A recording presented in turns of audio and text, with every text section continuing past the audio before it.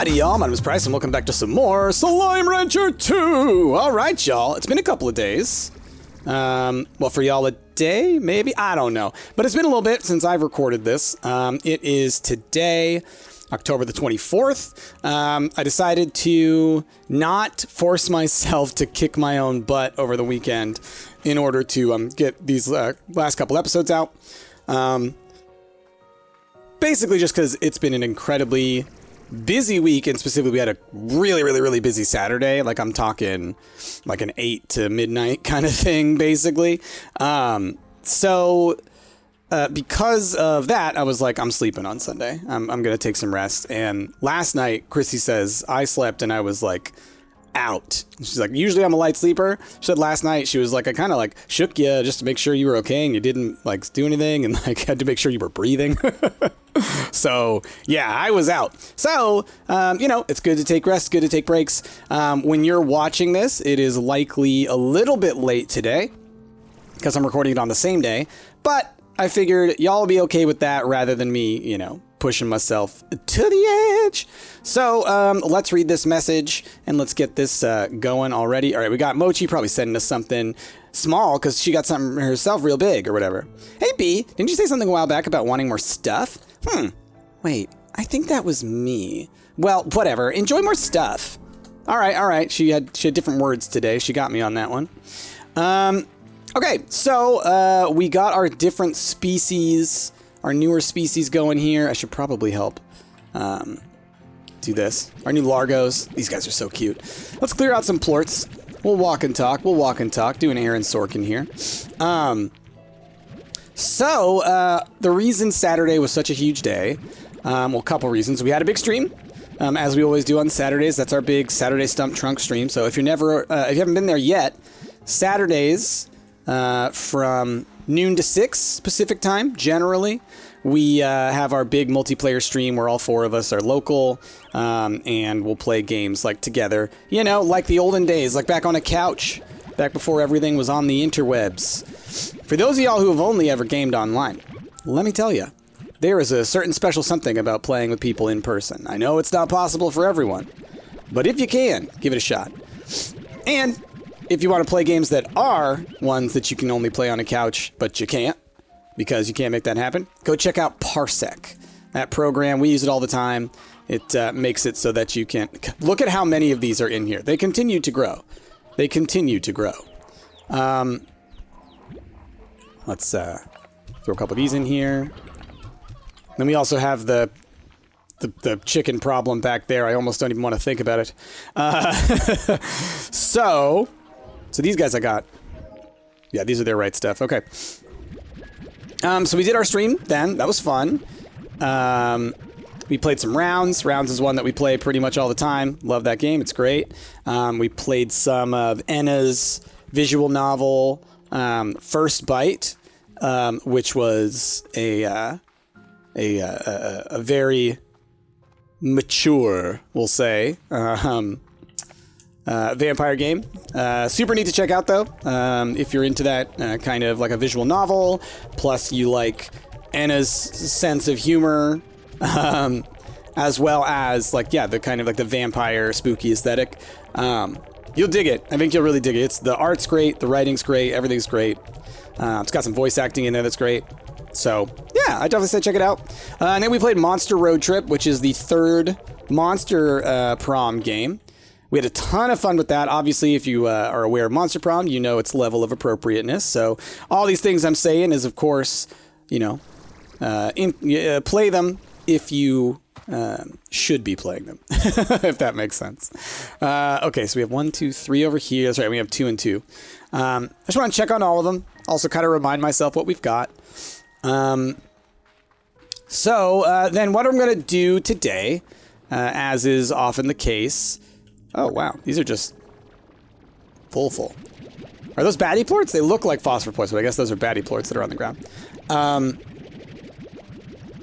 So what else was I going to say? Oh, so then the reason it was such a long day is we had our business meeting to plan Stumptmas, which, for those of y'all who don't know what Stumptmas is our yearly charity stream that we do around the holidays. We tend to do it around the beginning of December into like the middle of December, because we usually go for about 2 weeks. So we're planning that, and of course planning that takes a lot of time, because it's a lot of like figuring out what is it exactly that we're going to want to do, what are the challenges we're going to do, what are the tiers we're going to do, what are, you know, everything. So that's what we're doing. So that took us hours and hours and hours. And then we had other stuff to work on. And, you know, Chrissy has, she got her new tattoo. So I've been having to really help take care of Chrissy. Not like it's a big deal, just having to do that. And then I've had other responsibilities in Stumpt that are outside of just like recording and editing and things like that. We have like t-shirts and stuff that we're working on and things like that that I'm a part of. So just had a lot of that kind of work going on this weekend. Yeah, I mean, that's pretty much that. Just was busy. So yeah, that's why we're late today, and that's okay. Oh, and then Sunday, Sunday, Chrissy and I actually, we spent some time, we went out and we had like a little date, nice little date. It's been a while since we've done that. We went out and we had some lunch, or some like a late lunch, early dinner kind of thing. We were going to go try and see a movie. We're going to go try and see Smile, but instead we got tired and went back home, because that's how it is. But it was nice because we actually went to a little place that's near us, that was in like within walking distance. It was a little Mexican restaurant, and I love Mexican food. It's like my favorite food. I think it's just something to do with growing up in Texas. I think I've talked about this before. It's like the only food I ate as a child. So, loved going there, you know, got some margaritas, all that kind of stuff. So we had like a nice little relaxing day. And, you know, I think that was needed. I think I needed the rest. I could have made myself record an episode, but I would have been pretty low energy. I wouldn't have had much to say. I probably would have been a little, and then today I wouldn't be as rested. So, we cool, y'all. We cool. So today in game, I think we're going to go around. We got to get Primordial, got to get Jellystone, got to do the stuff we always got to do. I do have some decorations that I want to put around. Like, I got these neat trellises, and I'm wondering if, like... Oh, you know what? It could be cute to, honestly. Let's see if they look cute, like, right here. Okay. So, like, what I'm thinking is, like, it kind of... Well, okay, I'm gonna put another one here. I'm just curious, like, what does it look like as you come through here? Cancel. Boop. So, like, what I was thinking is that, like, oh yeah, you see them as you're coming up, but now they're just a little bit too close to this wall. So I might mess around with decorations, because I do think, actually, they could be really cute here, maybe. No, not yo. I wanted you to do you. Okay. No, I did it again. Why do I keep doing that? Okay. That's kind of cute. I think we'll get used to, like, some of it you kind of go like, oh, there's a thing in the way, but it's like you just got to get used to it being there, you know? I think that's kind of a neat spot for that, because it's around these little gardens, right? Like, it would almost make sense to put them all around the garden. What's the thing you would put in the middle of a garden? Probably none of these. We really don't have a lot built right now is what I'm realizing. I thought we had more. We'll have to make more. A lot of these are for other places, like rocks and things. I don't think video... Like, let's just see what this looks like. How big is that? That is big! Okay. Okay, that's good to know, because some of them, like, you look like they're going to be big, and then you're like, oh, that's a teeny tiny little thing. What about this little guy? This one's probably small, right? Yeah, it's like a little shrub, a little baby tree. That honestly, that's not a bad thing to have in here. We'll think about it, though. What happens if I turn you all the way around? There we go. Look, it's like slightly different. I like that. So that they're not totally matching on each side. Okay, we'll do some more decorating as we go along. We'll probably look to making a lot of the neater decorations. I would like to... Oh, I threw all of the odd onions out, didn't I? Wait. Nope. All right, cool. Perfect. I don't know why these are still here. I must have left them from last time, but I'll take it. We are going to try to get... Oh. Let's feed y'all. I was going to say we were going to try and get the crystal Gordo put down, but I have to go get some stuff first to make it even. So what I might go do is I'm going to take these odd onions and we will hold on to them, then I could put them in a Gordo snare. But I don't know if that's going to be the case now. Go ahead and do this. Yeah, and those are our obligate carnivores. Those guys eat those. So we don't even need either of these fruit trees here, huh? None of these guys here eat either of these. So we'll want to consider what I want to do with these plots. I think I had talked about turning one of these into an actual chicken coop, a hen coop. Not sure what we'll do here. Let's like look at what are our options really. Oh, not for that. I wanted to see what an empty one, but I don't want to get rid of it. We'll think. Like a silo wouldn't be a bad idea in this zone either, but no rush. No rush in making these choices. Okay, let's just head out. Let's look for our jellystone and our primordial and stuff. Doing our things. Okay. So, one of the things that Christy and I started doing this weekend that I'm super happy about is we started listening to the Magnus Archives together. The Magnus Archives, excuse me, just one moment. Excuse me. The Magnus Archives are my favorite horror podcast and one of my favorite horror anythings. It is a complete series. It's done now. It was done over the course of several years, and it's like a 200 episode podcast. But it's basically like seemingly disconnected short horror stories that aren't actually disconnected, and that slowly over time you learn just how connected they are. And it's awesome. It's the kind of thing that I would say what it does best is subtle storytelling, because the major story that's outside of all the smaller stories, not only does it weave into those stories, but there's also little pieces of what people say outside of it. You're like, oh, that means this. Oh, that means that. You know? So it's one that you really can like, participate in, like mentally, like you're really engaged. And I've listened to it like 4, 5, 6 times all the way through. And Christy and I are sitting there listening to it, and I'm still having moments where I'm like, oh my gosh, they did this. That's how this. And I wasn't saying what it was because I didn't want to spoil anything for Christy, but I kept on having moments where I was like, oh my gosh, that is such good storytelling.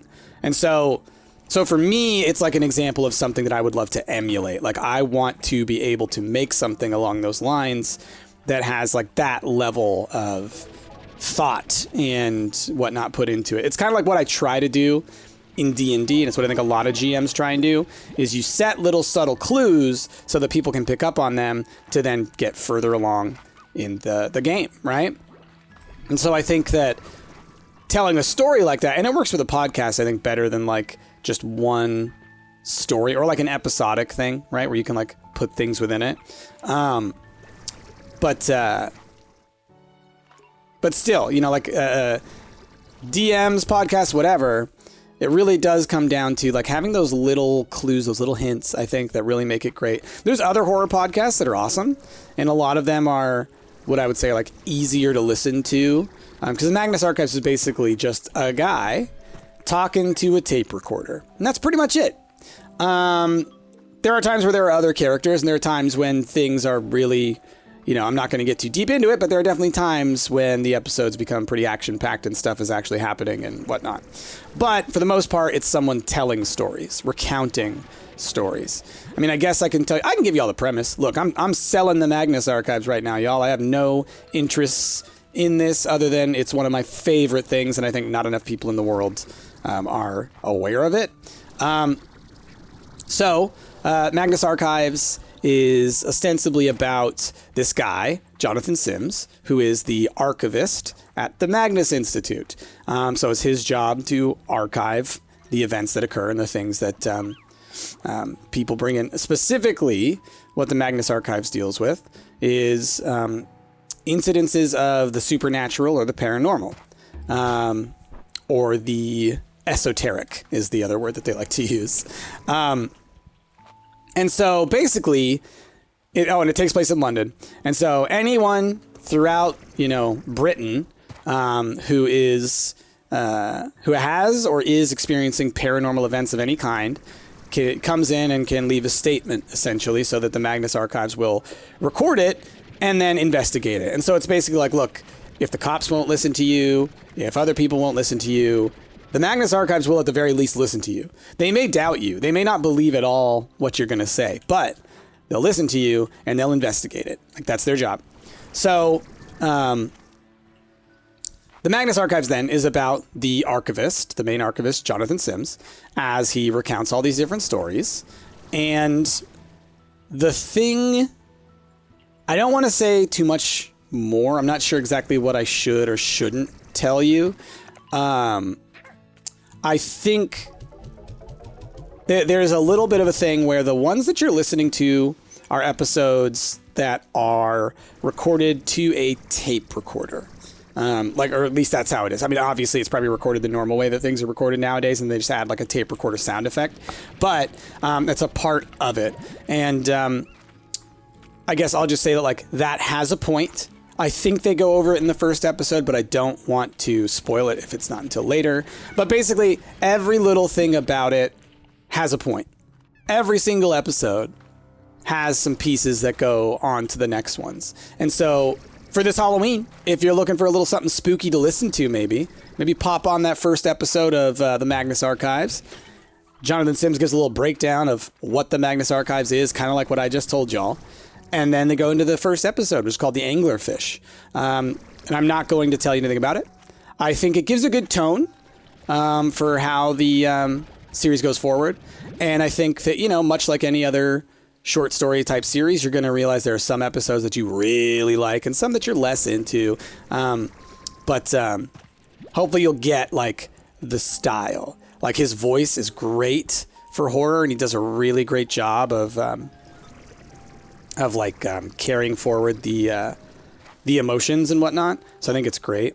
Give me a second. I'm checking my messages. Okay. My phone was vibrating. I needed it to stop. But yeah, it's great. It's like honestly one of my favorite things, and like it's such a good example of storytelling. So I legitimately, when I'm coming up with D&D ideas, when I'm coming up with story ideas, when I'm just trying to work on writing and stuff, like 100%, I'm thinking of the Magnus Archives. I think it's incredibly well written. Like, not just from the standpoint of like, it's well narratively structured, as well as well written. Like Jonathan Sims, I don't know if his real name is Jonathan Sims. I know his real name is John. It is Jonathan, the guy who wrote it, and the guy who plays the main character. He wrote them. He reads them, right? So it's his baby. There are a handful of them, I do believe, or maybe half, are written by another one of the producers. I believe it's the one who plays the character of Martin. Alexander J. Newell, I believe his name is. And I think Jonathan Sims' name is Jonathan Sims. Anyway, great writers. Jonathan Sims is a great storyteller in terms of the way that he like carries it and whatnot. And yeah, just an absolutely fantastic horror anthology. Oh, alarm's going off. It's 9 a.m. I have like 3 alarms that go off in the morning for when we wake up. I don't need it so much nowadays, to be honest, but it used to be that I had to have several alarms so that I could get Chrissy up over several times. Just 'cause, sometimes you don't want to wake up right at 6 or 7, whatever. Not so much anymore. Not so much anymore. But that was how it once was. All right, nothing over there. Oh, goodness. Yawn coming through. It is still early, and I am still a little sleepy, but I feel so much better than I did yesterday. I needed that rest. Okay. Primordial oil on the way. It is a little rough that primordial is so tough to find in large amounts, or at least that's what I'm having issue with. I know some of y'all probably know some things that I don't about finding good primordial spots. If you do, let me know in the comments below. That would actually be great. If you could be like, oh, Price, you're not checking enough in this region. So, yeah. Outside of that, outside of Magnus Archives and everything, I've been playing a lot of Astroneer in my free time. Chrissy and I'll sit on the couch. She'll do her cross-stitch. I'll play some Astroneer. You know, we'll listen to a podcast. We're able to, like, do a whole bunch of stuff at once because ADHD. So, oh boy. I don't know if y'all heard that, but my cats are now zooming about. They're having the zoomies. And because they've got them claws, these kitties, they dig into the carpet, so you hear them running. It's just like... It's pretty funny. It's cute. Until it's like 2 a.m. Then it's less cute. But yeah. So check out the Magnus Archives if you're looking for something new and spooky this season and you're cool with listening to stuff. Honestly, it's funny. Chris and I were talking about it and we're like, you know, when we were kids, we would always say, like, how did these people sit around and just listen to radio? Like it was attention, like it was entertainment. And now it's like, oh, I get it. We listen to podcasts all the time. I totally get why you would want to listen to the radio as a form of entertainment. Okay, here we go. Up here. So anyway, that's my long and short. Check that out. As far as, oh gosh, our subjects of today, I had someone request that we... Did that go in? I think you guys are goofing me here, making it difficult. Oh, there it is. Stop! Ugh. Gosh darn, Tabby's bouncing around, being all butts. I love their pink eyes. Okay. So, as far as other subjects, one of y'all asked me to speak to... Uh-oh. The Dominator's here. It's too early. I'm not ready.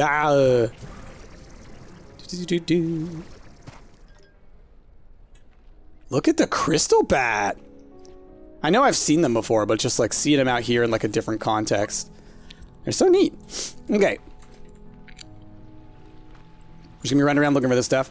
So one of y'all requested that I talk about sensory issues when it comes to ADHD, autism, etc. And I think I've spoken to it a little bit before, specifically towards my experience. But, you know, we'll talk about it a little bit here. You know, oftentimes people with ADHD, autism, and other similar disorders, I think OCD as well, get out! They experience hypersensitivity in many areas. And so, you know, this essentially means that one or many of their senses respond to the environment in an exaggerated manner, right? So for y'all, you know, let's say you're a neurotypical, not a neurotypical. And so, you know, you, let's say you put on a jacket, and it's kind of like a scratchy jacket, right? And you're like, oh, okay, it's a little itchy. It's like a wool jacket, okay? A little itchy, but you're fine. Someone with like hypersensitivity to touch, it might be the most excruciating experience for them. Not necessarily pain, but a level of discomfort that you can't really imagine. Like imagine, you know, the extent of, let's say you put on like a really tight sweater, right? It's really tight and constricting on you, and you really like that. Someone who's hypersensitive who doesn't like constrictions might feel like they're being choked, right? They might feel like they are literally being prevented from breathing, right? And it's a part of their body responding to that stimulus and giving extra information, too much information. So you over-exaggerate in terms of like inside your brain. Your head does that. Your experience is just the experience, right? So for me, I know that I have some overstimulation issues. I often need to kind of shut out the world in order to kind of get myself back into a good spot. Like sometimes I'll be getting agitated, and for me, like my strategy, my coping mechanism is often like getting in the shower. Like I'll just go and get in the shower and just like sit in the hot water for a while. Because for me, what it does is that gives me like a white noise that blocks out the world, you know? So like it blocks out sound, and then I can like shut my eyes real tight, and so I can get rid of the visual noise, right? And that can allow me often to like reset a little bit because I'm essentially taking away the extra sensory information. Now, I would say that I have mild sensory problems. I do have sensory issues. Chrissy and I both have some hypersensitivity that like we have to kind of like remind each other of every now and then. You know, I have to be like, hey, you know, what's happening right now is because I think you're getting a little overstimulated by this. And it's like, oh yeah, that is what's happening. You know, sometimes like I'll be getting agitated and Chrissy's like, hey, do you need to maybe chill for a bit? You know, that kind of thing. And it's good. Like I was talking to my psychiatrist the other day, because I had an appointment, and I was talking about how, you know, like now that Chrissy and I have the same like medications and stuff, you know, now that I've gotten more meds, it's like I appreciate and understand her experience more of like what she's told me in the past about like how the meds affected her, right? So like in the past, I've been able to sympathize. I've always been like, oh my gosh, that sounds awful. You know, what can I do? And I always do my best to help her through it. But now I've felt it, like legitimately felt the things that she's told me before. And so, you know, it's kind of great in that like it has helped us to share in this weird way, share in this experience, right? So that like we both know what it's like and what we're going through, and we can be sensitive to each other at that next level through empathy, right? But then on the other side, like the actual like mental health struggles that we have are similar. And so like when we're going through it, we can help each other a lot better because of that. This. Okay. I really need to find more primordial. I guess there's some across the way. So that is a really, you know, in a weird way, that's a really great thing for Chrissy and I, that we're able to kind of share those experiences and whatnot. So the hypersensitivity thing, definitely something that we both have to a degree. But I'll say this, for especially for a lot of people with autism, and, you know, too many people with ADHD or other such disorders that are loosely considered to be on the this like ADHD autism spectrum, there's certainly a lot of hypersensitivity issues that can occur there. Oh, you know what we had talked about? Hold on. Oh, did I not put... I didn't buy it. Didn't buy the bell. But I'll put this down. Activate. Oh, no. There you go. Boing. Go for it, y'all. Look at them. They're going over there. Well, at least that one is. That's funny. We'll leave that there, though. It's cute. I wanted to bring the bell there. The like, taming bell, so they don't be angry. Okay, so with people who have much more severe hypersensitivity issues, these things that I'm talking about, where, like, I get really uncomfortable and I want to, like, step away, you know, I have that opportunity. It's clearly not as bad for me because I'm able to self-regulate, right? I'm able to kind of take myself out of it. But for real, like, I'll say, like, I don't want to underplay my experience or other people like mine's experience either. Like, there are times when I am in situations, usually when I'm in, like, social situations that can get a little overwhelming, and then, like, emotional things are also going on. I think I tend to get really hyper agitated around other people because I am a people pleaser type person. That's one of my problems, you know? It's one of those things where it's like, sometimes when you learn about your mental health issues, you realize it's like, oh, I just listened too well as a kid. Like, when I was a kid, I was told to be a good boy, and apparently I'm too much of a good boy, and that's bad for my mental health. Like, that's basically what it is, which is so upsetting sometimes when you realize you're like, oh, okay, I am this way, A, because I was born this way and people didn't understand it when I was young. So, like, with my anxieties and stuff, people are like, you just worry too much. That was a lot what I got when I was a kid. But then on the flip side, like, the reinforcing of those because of, like, toxic cultural things, you know, shut up and do what you're told is a big one. Because of that kind of stuff, you know, it makes mental health problems worse because you're being compliant to a system that is, you know, that's built on a sort of unequal balance of people with mental health issues. people with mental health problems, and things like ADHD, autism, etc., have not only been ostracized from communities for a very long time and often, but are also exploited as well, in terms of like when you can convince someone that a mental health problem that they have is a problem of their own, right? That, oh, you should just figure this out on your own. Oh, you should just pay attention more. Oh, et cetera, et cetera, et cetera. You create a system in which people with mental health problems not only are harmed by the environment, but also harm themselves and are harmed by the people around them. So by reinforcing those situations and living in a culture that does that, it's made it incredibly hard for people to seek like actual ways of dealing with these things. So a lot of times, people with these problems don't have a way of getting help, or don't have a really good way of getting support in their, work environments, home environments, etc. So that's a big problem too. But what was I saying? Sensory issues.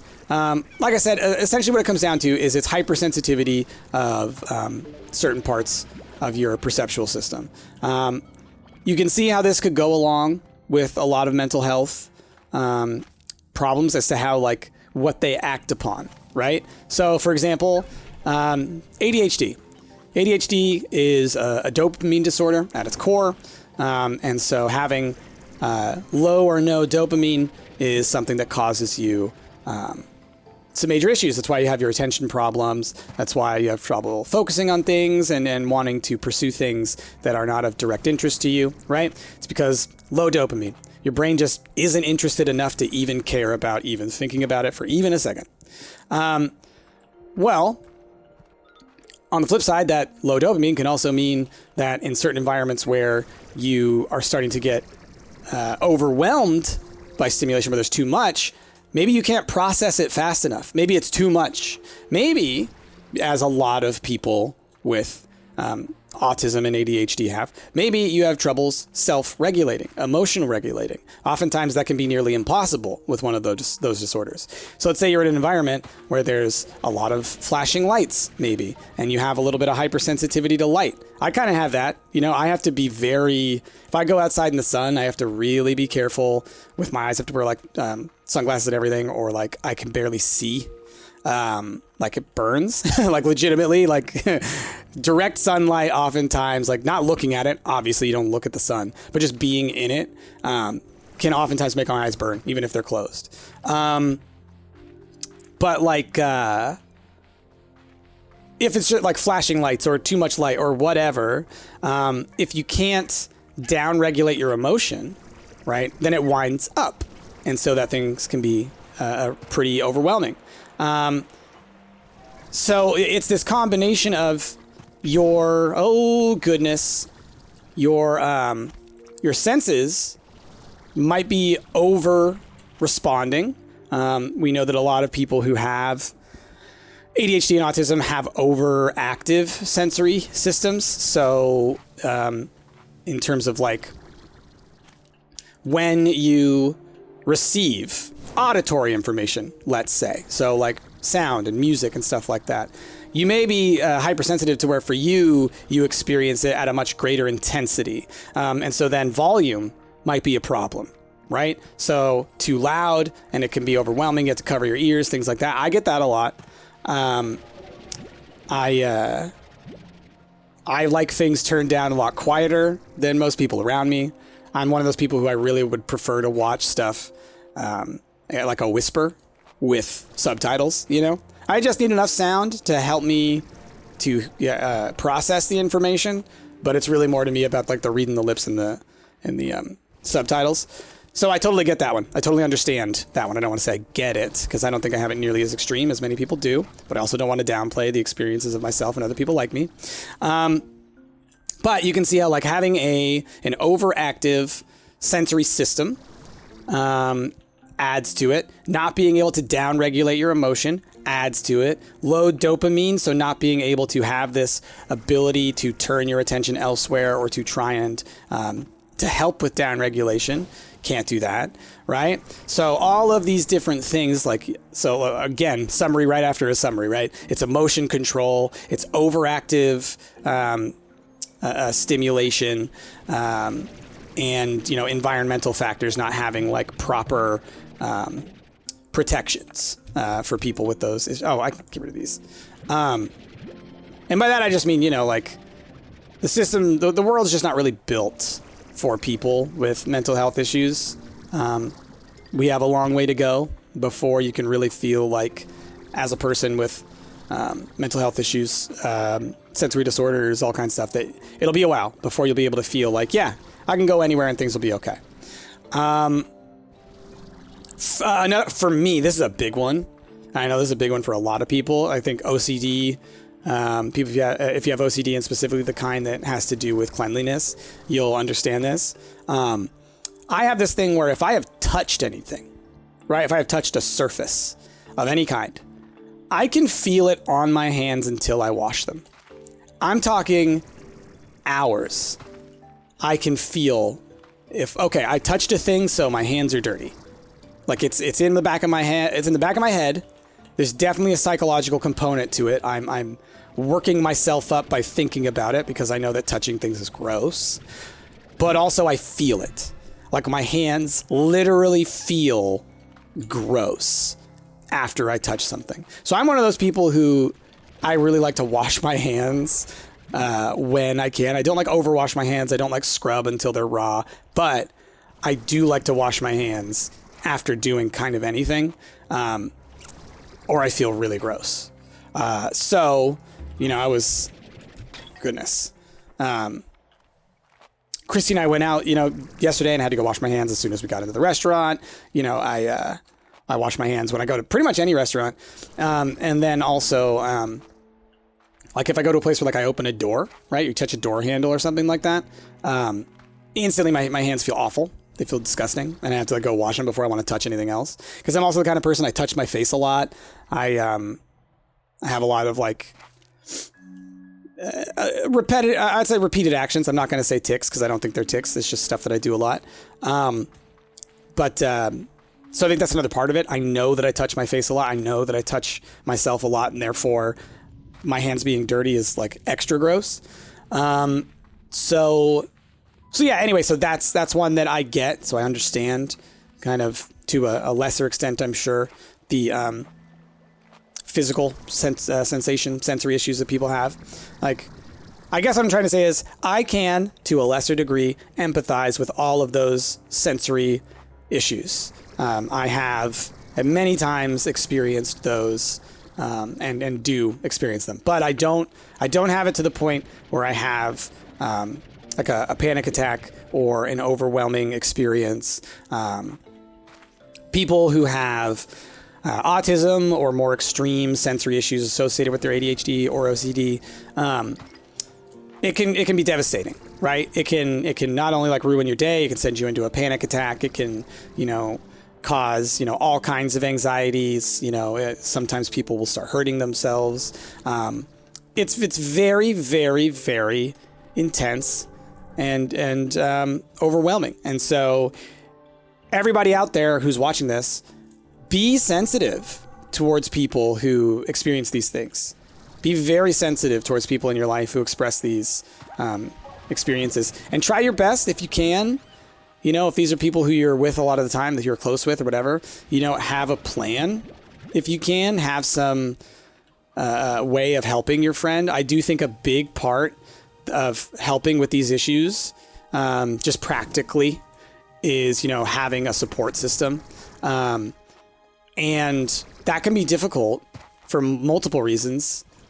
A, finding people who you trust enough to do it, and B, being brave enough to ask them and comfortable with that, because that requires vulnerability.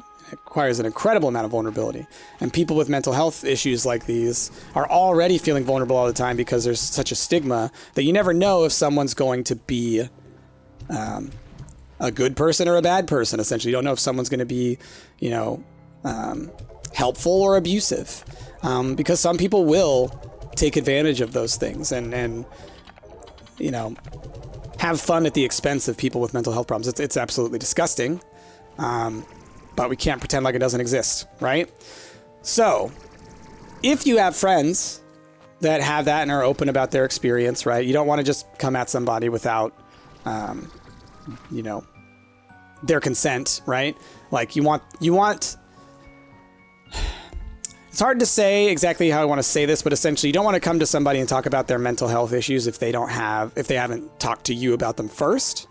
But you can bring up stuff like, oh, hey, you know, I noticed you were getting like a little upset when we did this. Would you rather we go do this next time or something like that? Like try your best to make it less about making them feel uncomfortable about what happened.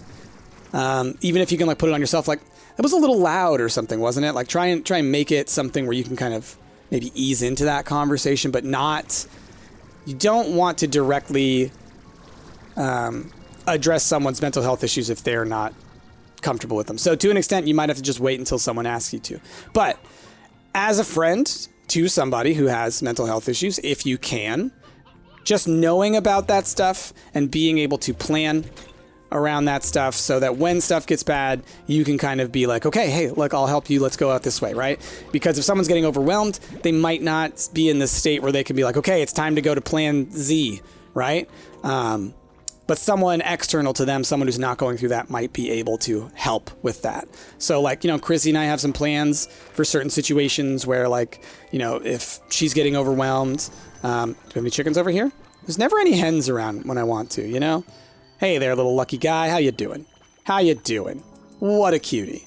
What an absolute adorable cutie. Love them. They stick around for a while, I feel like now. Okay, we got some primordial oil. We can make like one Gordo snare. So we can get back out to the Crystal Cavern waterfalls, I guess. Let's see what else we can get, though. Because I'd also like to maybe like go around and do some decorating. Oh, and I can go check on the slimes on the other side of the ranch. I didn't do that yet. Okay. You. Okay, we can make two. I thought we'd only be able to make one. We got enough to make two. Cool. So... I mean, I do still want to get them going over here. Like, it's tricky because, like, we're going to have to do this so many times until we get them all in the right places. But, you know, we're going to still do it. Will I do it this episode? Maybe. We got, like, 15-ish minutes left, right? So, I don't want to, overcommit to that. Right now, though, let's go check on these guys. Yeah, they're looking a little hungry. And what we'll do is let's look around here and let's go look at the tide pools because because we have a lot of coral and water related decorations. And so I think that we can, do up some business over here. How's our sneaky? What's up? How you doing? I'm just sneaking. Oh, okay. Why are you sneaking? 'Cause I'm sneaky. All right. Okay. Heading on in here. Okay. What do we got around here? I really like this area. I don't come down here enough. This is what I was saying about like teleporters. Like I really should just set up teleporters in each of these. I know I can have teleporters out into the wilds, but let's be honest. I never come to these places because I have to walk, right? And because I can do pretty much everything I need to do in this zone. My science is here. You know, my messages are here. Everything's here. And all this is just kind of gravy, you know? At the moment, I don't feel fully like I have to come out here, but I should be, right? Look at these little puddles. Y'all are adorable. Get your plorts out of here. Get your plorts out of here. I'm plorting here. All right. Skim. I like how they like skip across the surface a little bit. Okay. Got the other set over here. Yep. All them little puddles. Getting all the puddle plorts. I need to get a refinery link out here. I really want the drones. I don't think they're in it yet, but I really want the drones from the first one so I can automate all my stuff. Okay. Whoa, that sun just came out. Like, that was instant. That just peeked over the horizon. Wow. That was like a flashlight. Okay. I think this makes sense right here, right? Yeah, fitting. Okay. Smaller one over here. Nope. You know, I keep on thinking, I think what it is, I think that when I'm hovering over it, it counts, but you actually need to make sure you click on it. Okay, we got some coral columns. Yeah, kind of adding to that. Are there any over on the beach over here? Let's do coastal rock.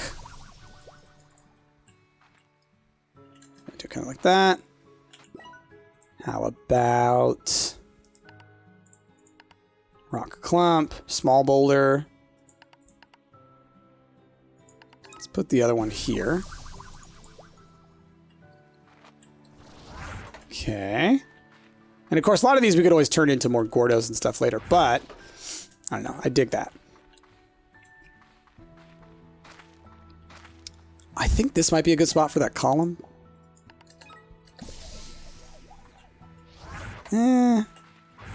Say it's a cave pillar. Maybe it needs to go inside a cave then. Okay.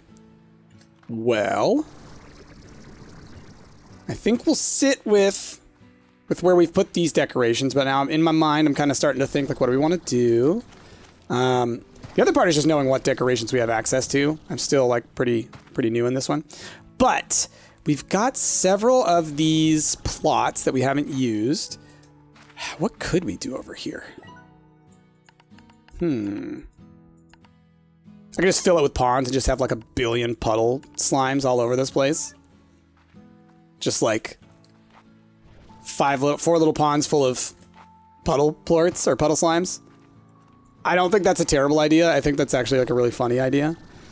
And just because at the moment there aren't enough slimes to really need to use all these spots.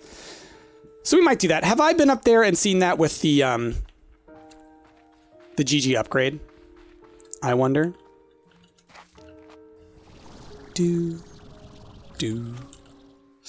Okay. So, gosh, I know I was talking about sensory stuff before. I guess at the end of the day, okay, so yes, if you are a friend, being able to be like a backup plan can be really nice. Having, you know, sort of like the things that help with coping. I know that oftentimes people who have sensory issues will also have sort of comfort things. So like a blanket that's their favorite, or, you know, some song that they want to listen to calm down or something, right? People develop coping mechanisms over their lifetime. Everyone has different coping mechanisms, but having them is important and using them in the right context is important. Okay. Used to be afraid of the water. Felt like it was endless and would just swallow you up. Okay. Yeah, we've read that one. These typos remind me of when I would go to the beach with mom and dad. I never wanted to swim. I was too scared to do it. Instead, I would wade in a tide pool and read this old book my mom had about a legendary explorer. They were a slime rancher who trekked across the entire far, far range, making discoveries that would go on to make history. I used to dream about being someone like that, being fearless and just diving into new adventures. I guess this is my chance. Is this about us? Okay, so here, I'm going to say this. Some of y'all have suggested that Gigi is actually a descendant of Mochi, which makes sense, right? I mean, we know Mochi designed these fireflies, but they're not done yet. MMGG, right? Like there's some stuff going on there. Although, you know, it also fits with like Ogden Ortiz, this one as well. But GG, MM, I can see that. And if that's the case, then a story about a legendary explorer that they have could be about me, or, you know, me the bee, or it could be about Hobson, maybe. But if Hobson were the parent, then it wouldn't be about Hobson, right? Because it would be like, it wouldn't be, oh, this is a story about a legendary explorer. This is a story about dad, right? So I think, it's tough. It's tough. There's a 50-50 situation going on here, but now I think like maybe the Mochi category is kind of closer to the truth. What do you think, Sneaky? I think I could find out for you. All right. Well, I don't even know how that would be possible. Okay. Sometimes I used to bring my lunch here and stare at these colossal fossils. Yes, we've seen that. Forgot my fork. Hand noodles. That's right. Hand noodles. Goodness. One of y'all commented that down below and it made me laugh. Okay. Coming over here. So yeah, I guess to put a cap on it, be sensitive to people's sensitivities. Don't undermine the experience of other people. If they tell you that they're having an overwhelming experience, believe them. Don't make people feel guilty, or try your best to approach things like with calm. Being hyper emotional in the space of someone's hypersensitivity issues when they're being hyper emotional is just going to wind it up. You're not going to help. You're going to make it worse, likely. So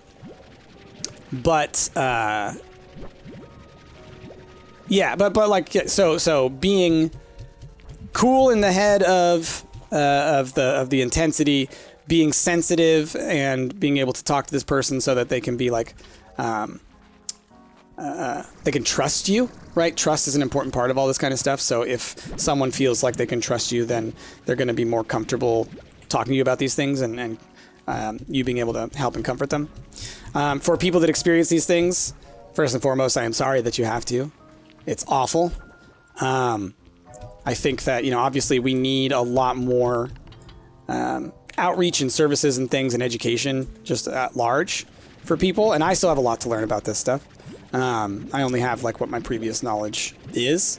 But I do think that the principle applies to everyone, in that you should always be sensitive to people's needs, to their responses, to the environment, and, to be just sensitive. At the end of the day, be sensitive. I think that's just a good... Oh, wait, these guys don't eat this. I think that's just a good rule, is to just always be sensitive to other people's needs. Like, I legitimately cannot think of a reason to not be sensitive to other people's needs other than selfishness. Self-centeredness or selfishness, right? Because what would be the negative about being sensitive towards other people? The worst part about it is just maybe you experiencing some empathy, like some empathetic whiplash, right? Like, that's possible. Sometimes things can be too overwhelming for other people to handle, right? And so in that instance, I would say, be sensitive, but that doesn't mean you have to necessarily get involved, right? If something's too overwhelming for you, the other person B in the situation, that's valid too, right? So you can be sensitive to someone and then also be like, I'm not the right person to help you. Because at the end of the day, just because you're a person doesn't mean you're qualified, right? Doesn't mean what you're going to do is going to be the best for that person. Obviously, if it's like an emergency situation kind of thing, like you're the only person around and you need to help, well, do your best. But in the usual scenarios in which these kinds of things take place and whatnot, it's more going to be sensitive and be able to help in whatever way you can, and take yourself out of the situation if you can't, because you don't want to add on to the negativity. But ultimately, you should still be sensitive in that scenario. It's still good to consider the needs of someone else, to try and consider them, before yourself. Not fully, but I think you get what I mean. Because I don't know, just for me, that's just how you live. That's the way you're supposed to live. I don't understand people not caring about other people or wanting to be, amenable to their needs. That's just something I can't relate to. So that just to me is confusing. I don't understand why you wouldn't be sensitive to other people. I was sensitive my whole life, so I guess it's me coming from maybe a place of, privilege in this context. But it is something you can train. And I think being kind towards other people and seeing them as people and recognizing their experiences and acknowledging them, it's good for everyone. I mean, it's good for you, the other person, because it makes you more aware of yourself in relation to other people, right? You can be more confident in yourself in many ways because you understand yourself better in the context of other people. So yeah, I guess that's my whole big thing about it, all right? People who have hypersensitivity issues, it's rough. I experience many of those things to a mild degree, I would say. I know that for many people, it can be so overwhelming. I mean, we're talking like emotionally shutting you down, and like it's not just like ruining your day. It's like taking a toll, a lasting toll on you. It's like every time it happens, it's like a huge punch to the gut, laying you out. So it's not just like, oh, that experience sucked. So yeah. So the other thing, the last thing, I guess, in being sensitive towards people is believing people when they tell you that things are no good for them, right? Like, there's an example that I can give is, I don't like surprises, period. Don't surprise me. Throw me a surprise party or give me a surprise, something or another that involves other people. I will not respond the way that you want me to respond. I can guarantee it because it's happened before. And not only is it the kind of thing where it's like, okay, I'm annoyed because this person didn't listen to me when I said, you know, I don't like this. So you're annoyed. You're overwhelmed because you're in the environment that you did not want to be in. So, of course, that's not going to help you. That's not going to help you at all. That's going to make things a little bit worse, huh? And then you will frequently be made to feel ungrateful or guilty for not appreciating the thing that someone did for you. So it's like, oh, okay. Not only am I experiencing the thing that I hate, that makes me overwhelmed, it's being done by a person that I supposedly trust and who listens to me, apparently not. And everyone around is making you feel guilty for not being incredibly excited and overwhelmed and happy about it, right? So talk about an unfair situation to be put onto someone when you had nothing to do with it, you know? So it's things like that, like listen to your friends, listen to the people that you know who have these issues. Don't read between the lines. Don't think you know better. If someone tells you something is overwhelming to them, it is, period, full stop. Don't push it, all right? If someone tells you they don't want to do a thing because it makes them uncomfortable or anxious, boom, done. Never again. Don't do it, okay? There's no reason to ever go against the wishes of somebody when they're telling you about their mental health. It's incredibly insensitive. It's selfish. I think, you know, in the context that I brought up, you know, now I'm going in, like, you can see I'm getting a little angy because I'm talking about my real life experiences. But like, yeah, like the example that I gave of like the surprise party, like in the moment, I was like, oh, cool, awesome, wow, fun. But inside I was like so overwhelmed because I wasn't ready for it. I wasn't ready to see all of those people. I wasn't prepared to be in that kind of a social situation. You know, I have degrees of readiness for situations like that. And so I was, you know, ambushed. And then I felt bad for feeling bad later, right? It's a whole cycle of things. And so if this person had just listened the number of times, the dozens, if not hundreds of times that I had told them that I don't like surprises, then it would have been avoided. But that wasn't the case. And I was made to feel like it was my fault for a very long time. And only now have I really started to accept and realize, like, no, that was unfair. It was inappropriate. And just because it's something that people, quote unquote, normally do, doesn't mean it's something that has to be for you, right? Just because people watch on TV and everything, like, oh, surprise party, isn't that great? Yay, surprise, right? Oh, everyone loves that. No, not everyone loves that. And if someone tells you they don't like surprises, guess what? They're going to absolutely hate that. And you know what else it's going to do? It's going to ruin some of your trust. Because it definitely did for me. Maybe be like, oh, okay. I can't believe this person when they tell me X, Y, or Z. Because they've proven that that's not true. Right? So it's like all that kind of stuff. Like for me, it's surprises is one of the big ones. And it's because all throughout my life, I have frequently experienced surprising things, and my response was worry, concern, anxiety, etc. And then the environment around me basically being people telling you to basically calm down. Like, yeah, just deal with it. Just calm down. Oh, quit being a baby. Just calm down. You know? You're too sensitive. So that, of course, over the course of my life made it worse. So that's why I was like, okay, I just don't like surprises. It's sort of a trigger for me. And people not listening to that is incredibly disappointing. And so I love that I am with a partner now who understands and empathizes and gets me like that, so that like we don't do that to one another.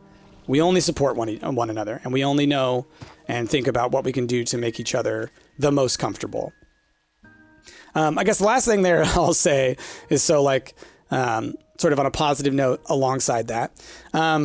You know, I said earlier, like, oh, I'm a people pleaser kind of person. I want to do what's best for other people. I want to make sure that other people are doing well, often to the detriment of my own well-being, right? I often put other people before myself too often. That's what my therapist told me, was that basically like a lot of my issues come down to I don't think about my own well-being before I think about others. And so I tend to not take care of myself because I take care of others. Well, Chrissy is also kind of the same way. And so because of that, I can look out for her and she can look out for me. And so we're much better at taking care of ourselves because we're good at pointing it out to each other when we're not.